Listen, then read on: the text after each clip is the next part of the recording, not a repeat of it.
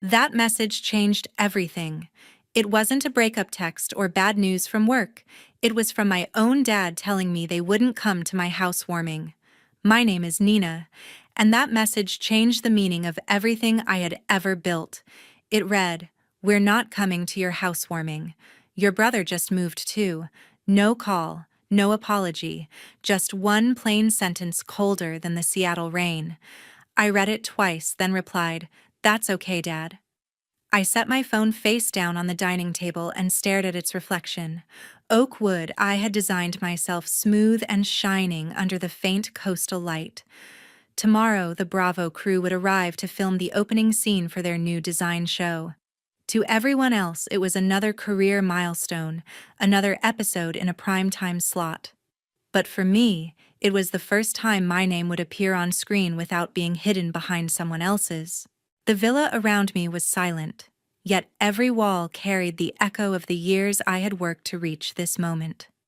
I had planned the evening down to the smallest detail, the table setting the lighting, even the song that would play when Mom and Dad walked through the door. But now they wouldn't. Still, I didn't delete the message. I left it on my phone, proof that sometimes silence speaks louder than love. If you've ever given everything just to be seen, only to be met with silence, this story is for you. Stay until the end. You might realize that silence can be the strongest answer of all. It probably started on a gray Thanksgiving morning when I was 16. The smell of cinnamon and roasted pumpkin filled the air while my mom moved quickly between the stove and the counter, humming softly to a tune from the old radio. My dad stood nearby with his camcorder, narrating the whole scene as if we were the stars of a perfect holiday commercial. My brother Evan was in the center of it all, stirring batter with exaggerated energy, earning laughter and praise with every motion.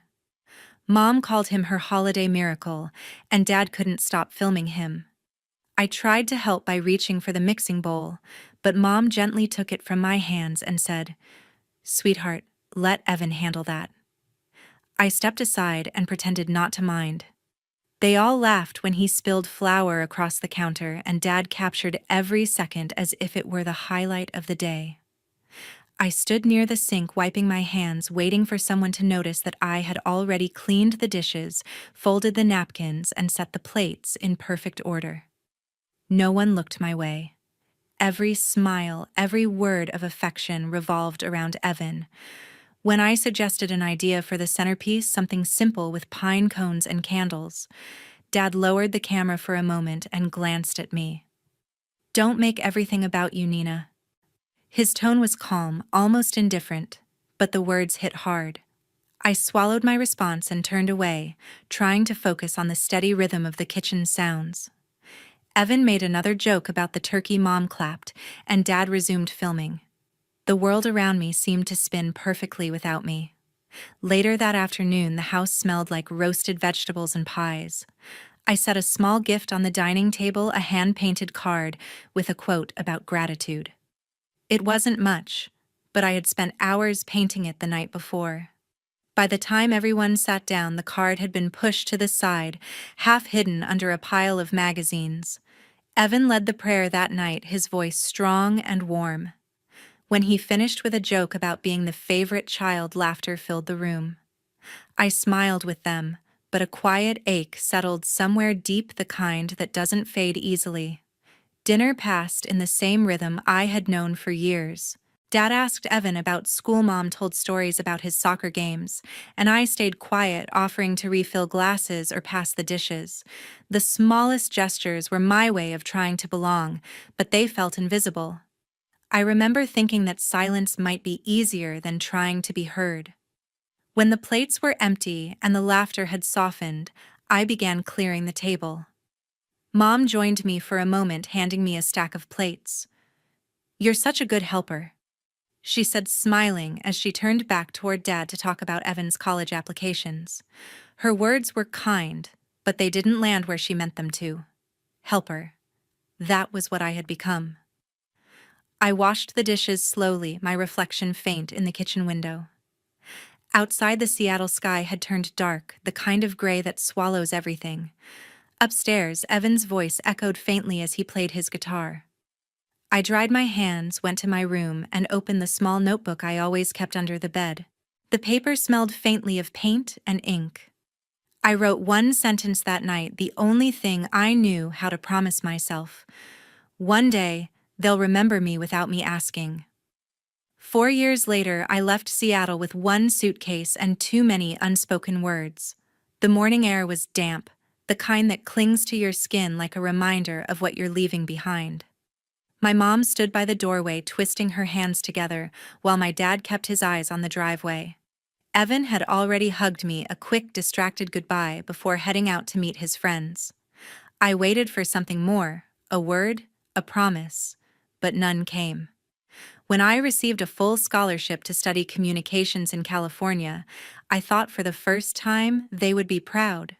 Instead, Dad frowned as if I had announced something foolish. "Communications isn't stable," he said. "You're good with details. Why not accounting or law?" Mom added softly, "It's too far, honey. You don't know anyone there." I wanted to tell her that distance might be the point, that maybe space was the only way I could breathe, but I just nodded. A week later, Evan announced that he had been accepted into an MBA program. The living room filled with excitement. Dad opened a bottle of wine and Mom started planning how to help him with his tuition. I overheard her say, "We'll cover what his scholarship doesn't." No one mentioned my scholarship or asked if I needed help moving. I smiled through the moment, holding my acceptance letter in my lap like it was invisible. In California, the sun felt brighter but lonelier. My apartment was a small studio above a laundromat that smelled faintly of detergent and steam. I spent nights editing videos for a small creative agency that barely paid enough for groceries. My meals were instant noodles, sometimes with an egg when I could afford it.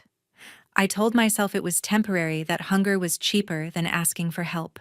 My friend Mara, a film major I met during orientation, was the only person who saw through the act. She had this quiet strength, the kind that didn't need to fill silence to make it safe.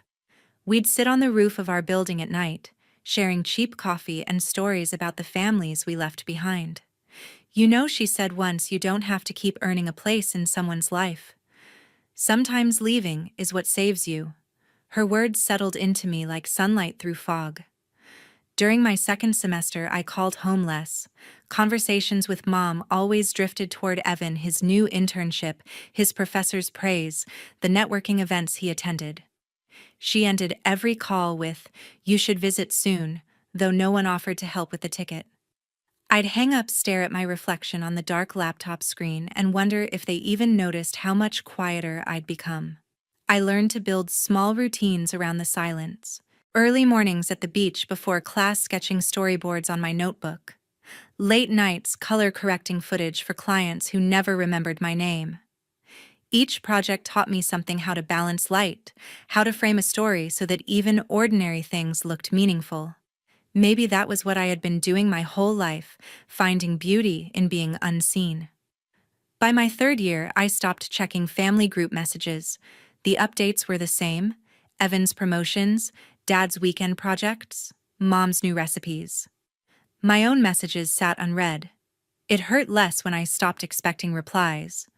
When graduation came, I sent a photo of me in my cap and gown. Mom responded with a heart emoji. Dad didn't reply.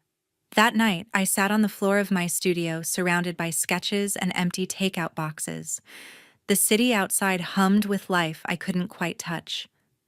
I thought about the years spent trying to fit into a frame that was never built for me. For the first time, I didn't feel angry. By the time I turned 30, the calls finally came from the places I used to dream about. It started with a small station back in Seattle, the same city I had once left behind to find myself.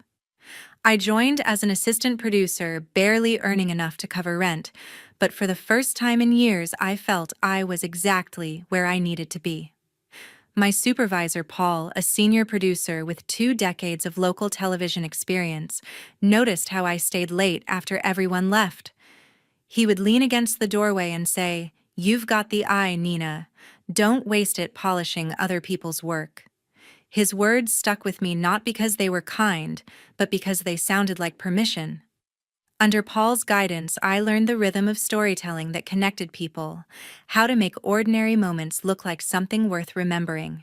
After months of working behind the camera, I proposed an idea for a short feature called Homes of the Sound, a series about the stories hidden within the coastal houses of Puget Sound.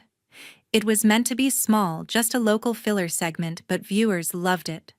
People wrote letters, sent photos of their own homes, shared memories tied to weathered walls and creaking docks. Within 6 months, the mini-series became the most watched program in its slot. When Paul retired, he handed me his old director's chair with a quiet smile.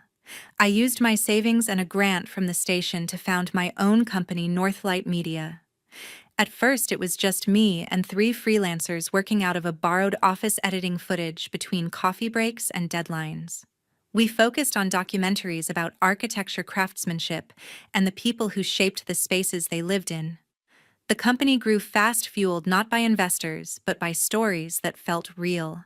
2 years later, Northlight Media won a regional award for visual storytelling. I remember standing on stage under the warm lights, hearing my name followed by applause that didn't fade too quickly. For once, I wasn't invisible. Soon after, Bravo reached out.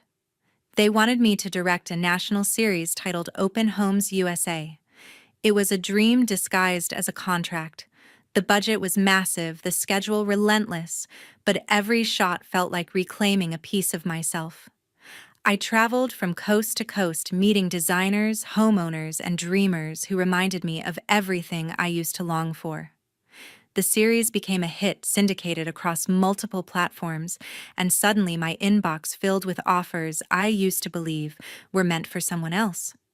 When the final episode aired, I decided it was time for something personal. I bought a $12 million villa in Queen Anne, a hilltop mansion overlooking the bay, sunlight spilling across the glass walls each morning. It wasn't just a house. It was a space built from every sleepless night, every bowl of instant noodles, every quiet rejection. I turned part of it into a studio for my next project, a creative space for new artists who reminded me of the girl I used to be. As the finishing touches were made, I wrote a letter inviting Mom, Dad, and Evan to the housewarming. I imagined them walking through the marble foyers, seeing the life I had built without their applause. That night, a notification blinked on my phone, a message from Dad. "We'll skip your housewarming. Your brother just moved too." I read it twice, the words familiar in their casual cruelty. I typed my reply slowly, choosing each word with care. "That's okay, Dad." I placed the phone face down on the table and looked around the villa, every corner gleaming, every light set just right. The silence wasn't empty anymore. It was peaceful. I had waited half my life for their approval and realized I didn't need it anymore. The next morning, the sky cleared, not my thoughts. I woke up early, unable to shake the quiet ache that had settled overnight. The message from Dad still lingered in my mind, heavy but dull, like a bruise fading under the skin. I sat at the edge of the long oak table and realized that it had been built for a family that would never sit there. Yet something in me refused to let it stay empty. If they wouldn't come, I would fill those seats myself, not with the people who had turned away, but with those who had once stood quietly beside me. I took out a notepad and began writing names. The cameraman who stayed late helping me fix a broken light on my first shoot. My neighbor who brought soup when she saw delivery boxes piling up outside my door. My old teacher who told me to keep painting even when grades said otherwise. And my Aunt Lorraine who had always remembered me even when my parents didn't. With each name, the list felt more like a memory being repaired. Later that day, I hired a local chef named Margaret. She arrived with calm confidence, asking for no introductions beyond a handshake. As we reviewed the menu, she paused and asked, "Who's the dinner for?" I told her, "For people who were never invited." She didn't question it further. She simply nodded and said, "Then it will be something worth remembering." We planned a dinner that felt honest, nothing that screamed luxury. Salmon, roasted vegetables, and a pear tart, the kind that carried warmth rather than decoration. Margaret suggested a few touches, simple and thoughtful. I told her I wanted the night to feel like a conversation that had been waiting too long to begin. When the guests arrived, there was no red carpet, no introduction, just the sound of shoes against the floor and laughter that seemed to find its place naturally. They looked surprised, touched, curious, but none asked why they were there. I welcomed each one by name, and for the first time in years I felt present, not performing. As dinner unfolded, the air grew lighter. Conversations wove together stories of lost chances, unexpected kindness, small triumphs no one had celebrated before. Lorraine leaned over and whispered, "You made something good out of nothing, sweetheart." Across the room, Margaret watched silently, her expression soft, knowing. By the time dessert was served, the space felt complete. There were no speeches, no toasts, just an understanding that this night was about being seen. When the plates emptied and the laughter settled, I stayed behind to clear the table. Each chair had been used. Each plate held proof that someone had belonged even for a few hours. I rested my hand on the smooth wood and smiled quietly. Everyone deserves a seat. By sunset, the crew had arrived, cameras, cables, and quiet expectations. I greeted them at the entrance, their polite nods and practiced smiles filling the air with that strange mix of anticipation and restraint that always comes before filming. The long table stood ready again, not as a stage, but as proof that something real had happened here. Margaret moved through the kitchen with her usual calm precision, plating the final dishes as if it were any other night. But this night was different. It wasn't about food or production or ratings. It was about a quiet truth being seen. The guests returned, the same ones who had shared that first dinner, and their presence filled the space with something steadier than applause. As the cameras started rolling, I felt no need to perform. The conversations flowed naturally. People spoke softly, laughed freely, and didn't look toward the lens for validation. A few members of the crew exchanged glances, maybe realizing this wasn't the kind of show they had expected. One of the reporters, a young woman with a notebook and unsure eyes, approached me during a pause. "What inspired this?" she asked. I didn't need to think long. "Fairness isn't decoration," I said. "It's design." She wrote it down carefully, as if the words might slip away if she didn't trap them on paper. When I looked around, I saw guests leaning toward one another, listening closely. No one interrupted. No one tried to dominate the conversation. It was the kind of balance I had been chasing for years, one built not on power, but on presence. At one point, the cameraman, an older man with silver hair, stopped filming for a moment and simply watched. Later, he told me quietly, "You don't see this often. People just being." That stayed with me longer than any compliment I'd ever received. The crew kept the setup simple. No filters, no retakes, no rearranging scenes. The lights stayed soft enough to see faces clearly, but not to erase the lines that made them human. The sound engineer whispered through his mic, "It feels alive in here." As the evening went on, I began to notice something small but beautiful, the way people met each other's eyes without hesitation. No one looked down. No one hid behind phones or excuses. It wasn't perfect, but it was honest. Margaret stood near the back, arms folded, watching quietly as she always did. She caught my gaze and nodded, once her look saying everything words couldn't. Gratitude, pride, and the shared knowledge that some moments don't need framing to matter. The last shot of the night captured everyone still seated, the faint hum of conversation carrying through the air. The director signaled the crew to stop recording, but no one moved. They just stayed there, caught in something real, unwilling to break it. When the lights dimmed, I stayed behind, helping gather the cables, the microphones, the leftover glasses. The air felt light, unburdened, as if the house itself had exhaled. One of the assistants thanked me for the hospitality, saying it didn't feel like work. I smiled. It hadn't felt like work for me either. For years, I had built set stories and images that looked like belonging. But tonight, for the first time, I didn't have to create it. I simply lived inside it. And for the first time, I wasn't performing. I was home. A week later, the episode aired on a rainy Seattle morning.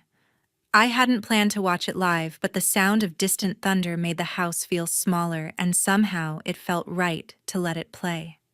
My phone began to vibrate long before the opening credits ended. Messages stacked on top of each other, some from colleagues, some from strangers, a few from numbers I had long deleted. Most were simple, beautiful work. Thank you for saying what no one says. Yet each one felt like a small wave touching a shore I hadn't walked in years. By mid-morning, I received a call from Aunt Lorraine. Her voice was warm, steady, the way it had always been. "You did good, sweetheart," she said. "They're facing what you carried for years." I didn't answer at first, only let her words sink in. There was no bitterness in her tone, only recognition, a kind of peace that didn't need forgiveness to exist. Later, I learned that one of Mom's neighbors had called her that morning, excited, saying, "I just saw your daughter on TV. What a wonderful project." Apparently, the conversation hadn't gone the way she expected. For hours, Mom said nothing. Then by afternoon, she posted a photo from the episode on her social media with the caption, "So proud." It spread quickly, not because of love, but because people noticed the timing. The comments filled with polite confusion. "Didn't you say she left home years ago?"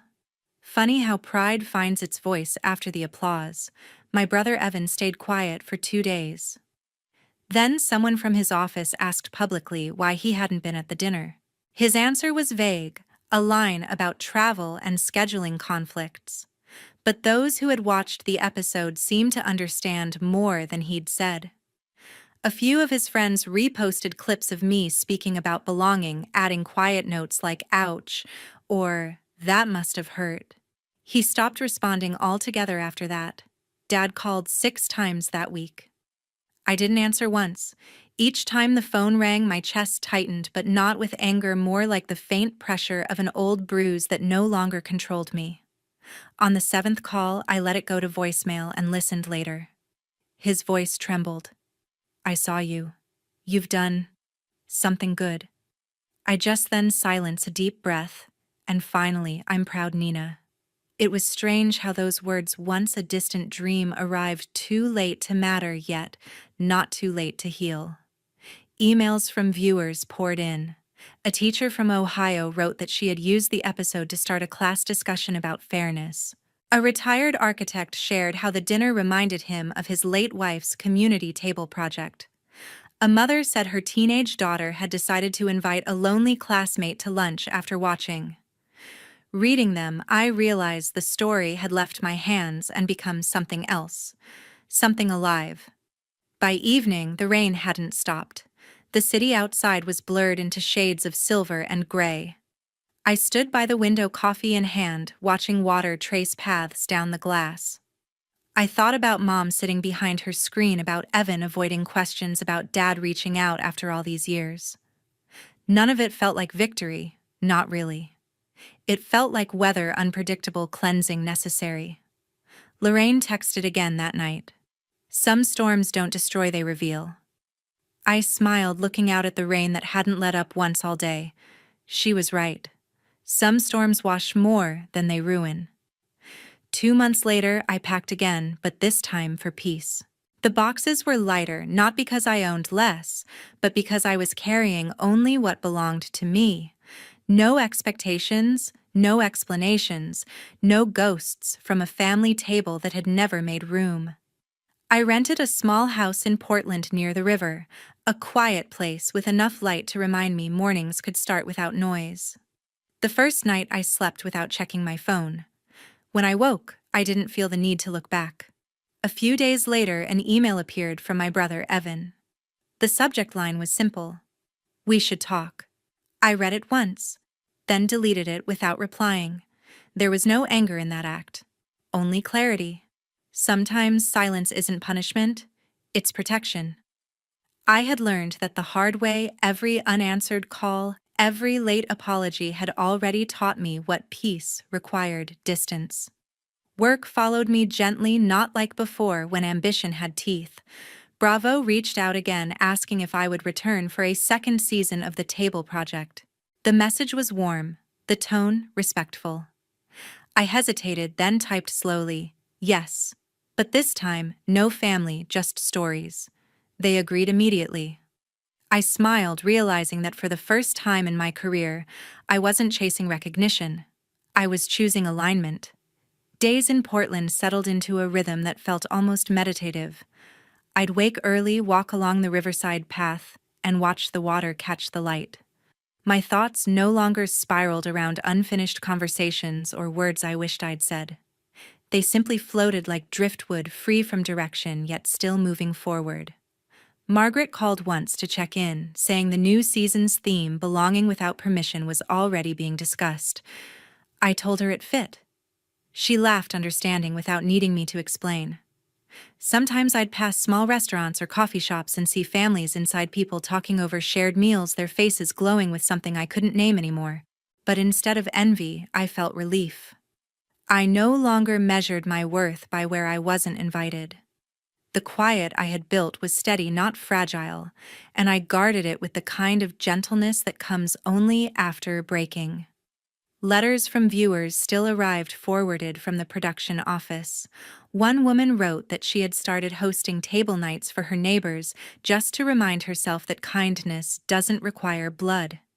Another said she had forgiven her mother, but only after realizing forgiveness didn't mean returning. Each story was a reminder that what began as a show had become something deeper, a map for people finding their way back to themselves. As autumn came, the city turned gold and slow. I spent my evenings by the window, sometimes editing scripts, sometimes doing nothing at all. The silence no longer felt like absence. It felt earned. I didn't need closure from Mom or Dad or an apology from Evan. Their silence no longer echoed. It simply existed, like the sound of wind moving through leaves, present but no longer personal. Peace, I realized, isn't found in reconciliation. It's found in release. It isn't about forgiving those who hurt you so they can sleep better at night. It's about forgiving yourself for waiting so long to stop trying. One morning, I brewed coffee and watched the river drift past, slow and certain. My phone buzzed again, another message from a network producer asking for an early meeting. I smiled, muted the notification, and took another sip. Not everything deserved a reply. For years, I'd built tables hoping others would sit beside me. Now, I finally understood. Peace isn't found at their table, I built my own. Sometimes distance is the only language love understands. You don't owe anyone access to your peace, not even family. The quiet life you build after rejection is the loudest proof of self-worth. If they don't clap for you, clap for yourself and keep walking. The strength to leave doesn't mean the absence of love. It means choosing the kind that doesn't hurt. Sometimes peace isn't given, it's built one boundary at a time. Thank you for listening until the end. If Nina's story reminded you of your own, share your thoughts below. Have you ever had to walk away from family to protect your peace? Your words might help someone else find theirs. Remember, healing doesn't always come from apology. Sometimes it comes from silence. Subscribe if you believe peace is worth protecting, even when love costs too much.